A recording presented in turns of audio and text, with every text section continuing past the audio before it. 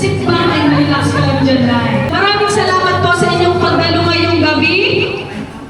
Para maisa sa napaka-espesyal na selebrasyon ng mapagmahal na nanay, mapagmahal na kapatid, at mapagkalingang lola. Tonight, we gathered here to celebrate the 16th birthday of our dear celebrant, our beautiful nanay Irene. Palakpakan po ulit natin.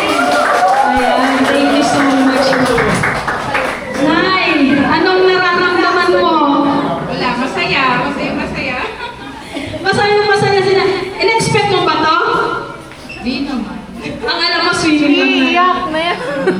Mamaya iiyak. Dapat masaya muna si nanay. Bawal iiyak kasi baka mabura yung makeup niya. Wala, naiyak. Pero nakikita ko yung kilid nila, yung luha ni nanay papatak na. Ang ganda ni nanay, parang hindi na ako agad makapagsalita nung pumasok si nanay kasi parang hindi naman siya 60. Parang 40 years old lang si nanay. Nakasintad na ako lang. Parang si nanay. Parang si nanay lang nila. Parang 59 din ako. Yan, 59 and a half daw sabi ni Tita Nancy. And to formally start our programming, we request everyone to settle down. For our opening prayer, may I call on Tito Marvin Benito to lead the prayer. Simulan natin ito sa ngalan ng Ama ng Anak ng Espiritu Santo. Amen. Panginoon, maraming salamat sa araw nito na itinutulog mo sa bawat isa sa amin. Lalo-lalo na Panginoon sa aming kapatid na binigyan mo ng panibagong buhay ngayong araw nito. Salamat sa kalakasan ng kanyang pangangatawan at lalo-lalo na Panginoon sa mga naging abala sa paghahanda ng lugar na ito at ganoon din naman sa paghahanda ng mga makakain para sa ikasasaya at ikaligaya ng aming birthday celebration.